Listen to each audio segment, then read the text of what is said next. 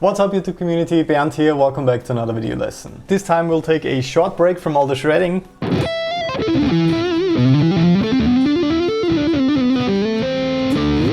and we'll take some time to master and understand the most important skill concerning chords and arpeggios.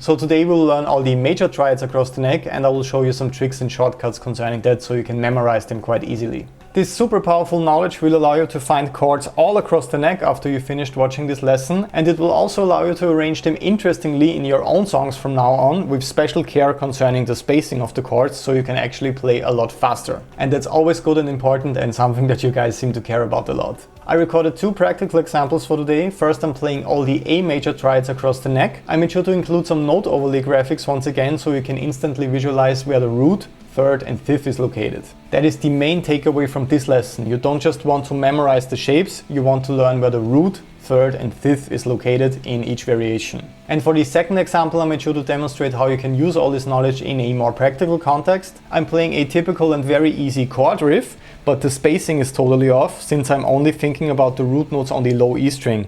So my left hand has to travel quite a lot across the fretboard and I won't really be able to speed it up. And then for the second take, to demonstrate the power of the triads, I was arranging my chords in a much tighter spacing and it also sounds a lot more interesting than the first variation. So let's get started with all the triads for A major right now.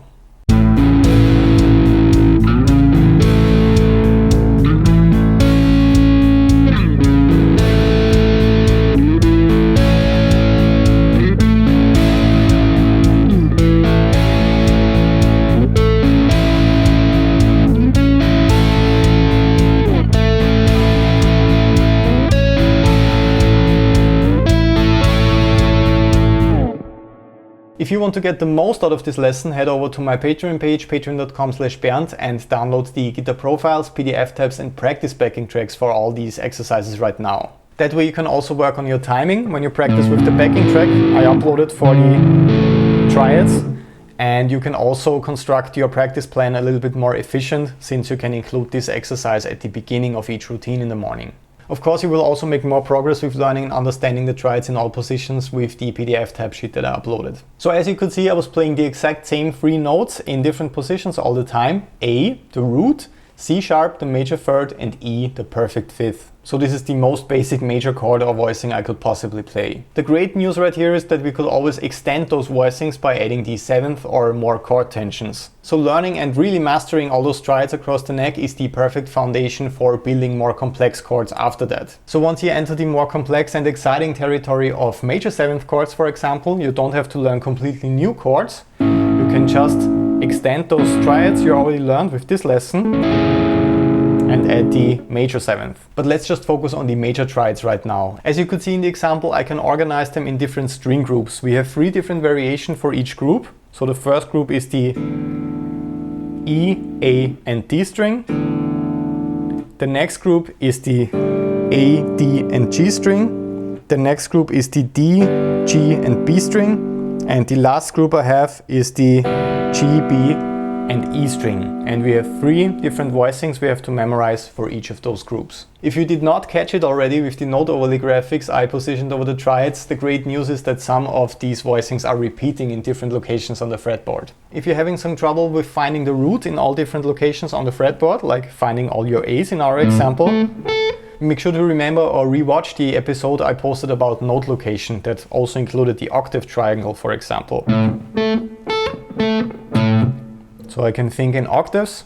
If I know that I have my A right here on the 5th fret of the low E string, same note as the open A string, I just have to think in octaves. I know that I have my A here on the 7th fret of the D string. The next octave would be on the 10th fret of the B string. So A, and another A right here. And then I can also, of course, remember the connection between the low and high E string. If I have an A right here on the 5th fret of the low E string, I also have an A right here on the 5th fret of the high E string. Then there's another A right here. It's the octave for the open A string, and so on. So first you need to be able to find the root in all different positions on the fretboard before you can start forming the triads. So let's start with A here on the 5th fret of the low E string. I can add the major third right here on top, C sharp, and then a perfect 5th E, and that is already our first major triad.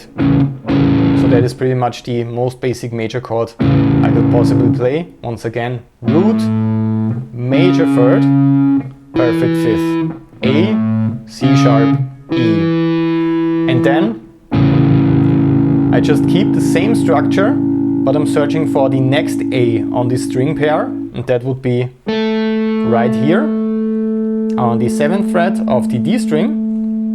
And then I can start my new triad voicing not with the root note on the bottom, but with the major third on the bottom, perfect 5th, and the root note on top.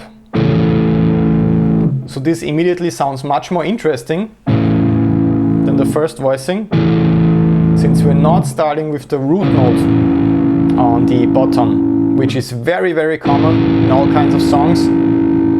So if you just continue using this voicing, for example, for any major chord you encounter, you will get a completely different sound. The exact same 3 notes, but in a different order, which makes it more interesting. And then for the last variation, we have A right here on the 12th fret of the A string, and I could start my voicing on the bottom with the perfect 5th, root note, and the major third on top.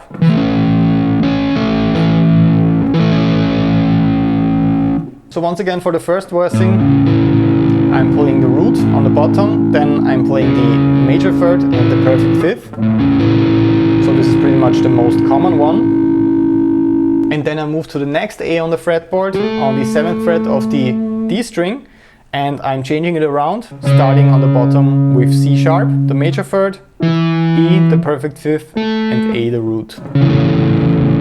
Then for the last example, my last A I have right here is on the 12th fret of the A string, and I start my voicing with the perfect 5th E, with the root A, and on top I have the major third C sharp.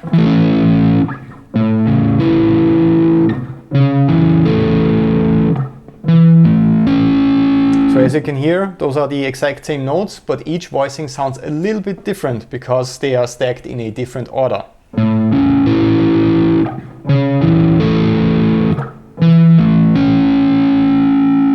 So aside from the spacing concept that we will check out a bit later in this lesson, you already have a huge benefit right here, since you have multiple variations to choose from right now whenever you have to play basic major chords to make it a little bit more interesting.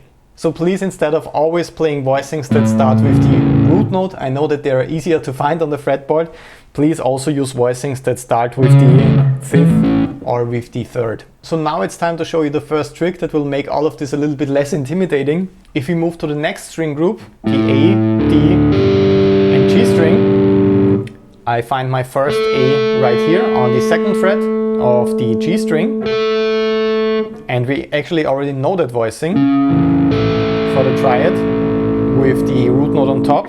It's exactly what we played right here.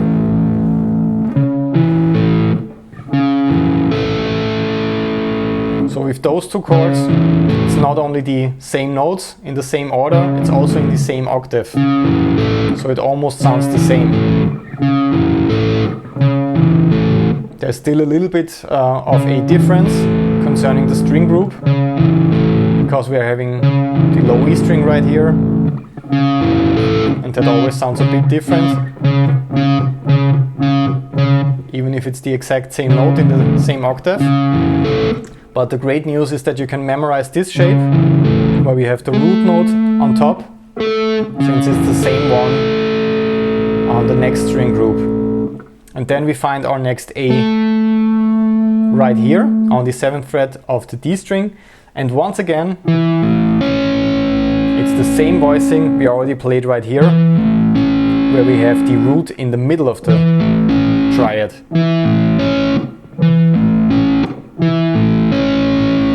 once again, the exact same notes in the exact same order, in the exact same octave. And then at the end, I'm finding my next A right here on the 12th fret of the A string once again. And we already know this voicing too. It's the first one we played right here, where we have the root note on the bottom. Then I'm playing the major third and perfect fifth. So for this string group, we actually don't have to learn any new voicings. It's just the same voicings once again in a different order. But I'm sure you already know that we have a tuning inconsistency with our guitars.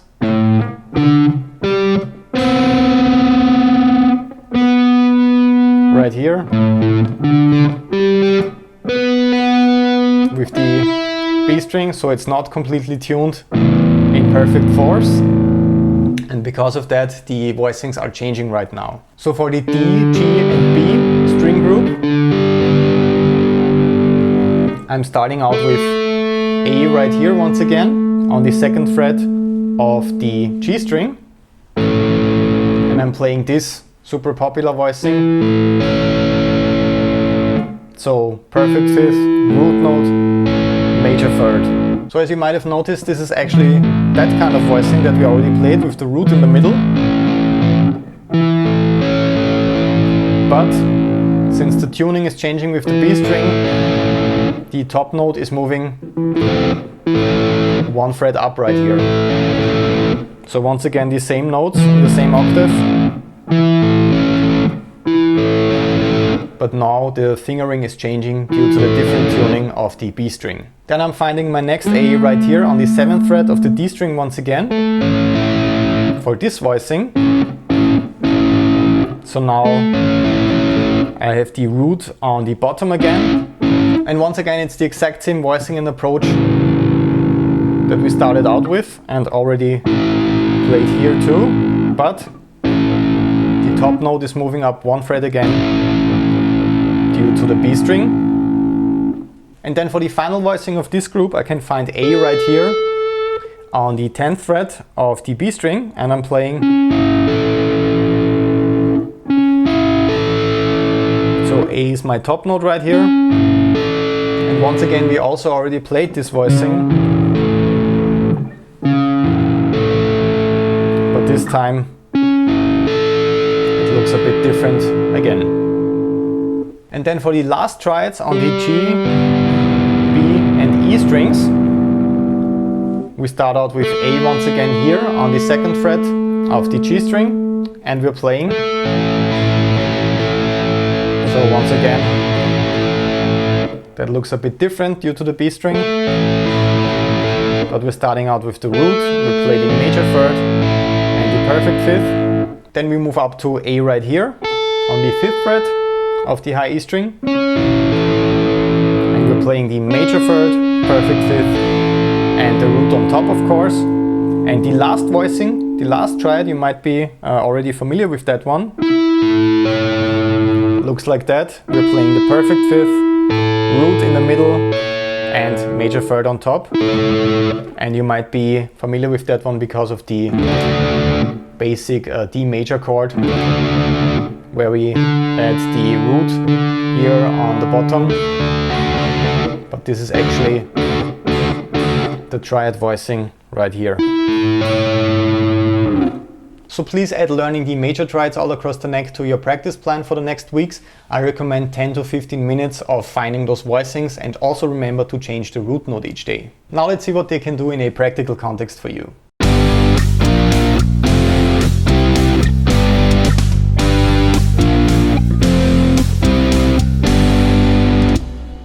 So for this example I was playing a super basic chord riff, and I was making the beginner's mistake of only choosing voicings that start with the root on the low E string. So it looked like that: G major, B flat major, F major, C major, G major. So my left hand has to travel a lot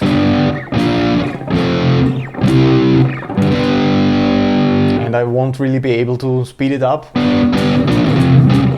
without making mistakes. So to make that more economic in spacing and also add a much more interesting sound to that, I need to work with triads. So the first step is completely moving away from the approach of just working with one string, finding the roots there and placing the same voicing on each root note. We need to find the roots of the chords in different locations and on different strings to make this work. So I'm starting off with the last triad we looked at for G major, where I have G right here on the 8th fret of the B string in the center.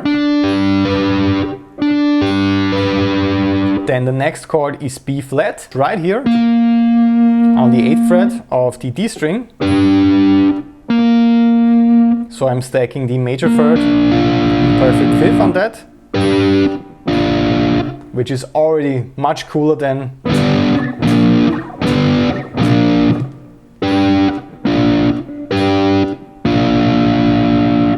Then up next I need F. This is the big jump in the riff where I'm playing B flat, then I have to travel all the way to F down here. So I have this voicing for B flat, and then I could either move up and play the same voicing that I played for G, where I have F here on the 6th fret of the B string in the middle, but I actually want to move down to create a nice movement, so I'm playing, and then I'm choosing F right here on the 8th fret of the A string, and once again I'm playing root note, major third, perfect fifth, so the entire phrase.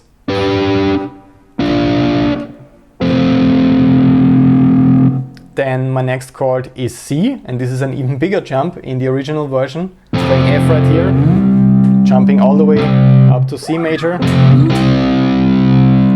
Instead of doing that, I find the next C starting from the F triad I'm playing right here, and I'm actually already playing C in that one as the top note right here on the 5th fret of the G string. So I can just play this classic triad with the root note once again sandwiched in the middle. So once again the whole thing.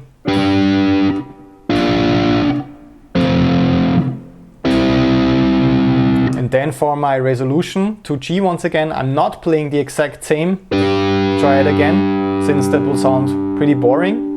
I'm moving down to G right here on the 5th fret of the D string.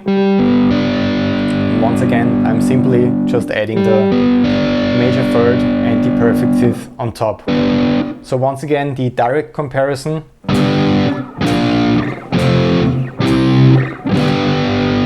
A lot of sliding, and those are all the absolute same chords, which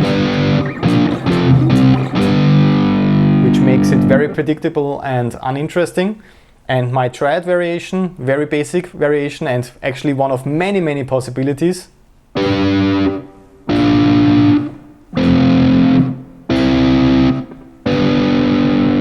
Sounds much more interesting. I hope you agree with me right here. So as a homework exercise, I want you to come up with a different triad arrangement for these chords. As always, you can find the PDF tabs, the guitar profiles and practice backing tracks for this lesson on my Patreon page. So if you're a member, head over and download all that stuff right now. So that was my introduction to major triads. I hope you enjoyed that one. Please dedicate a lot of time in your practice plan to learning them. They are really important. As we discussed in the beginning, they serve as the perfect foundation to build your own complex and unique chord voicings by understanding the notes that you're actually playing. You can always extend the triads in all positions to form more interesting chords, and they also serve as the basic foundation for building custom and interesting arpeggios yourself.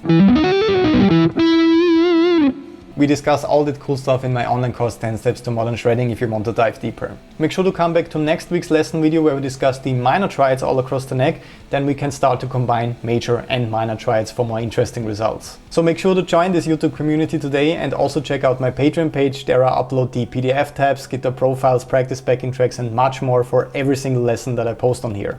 So in the end, make sure to subscribe to join this guitar community, leave a like if you learned something new or if you just enjoyed watching, and a comment in case I can answer any questions for you. I hope you have a great time practicing all this. I will see you soon. Have fun until then.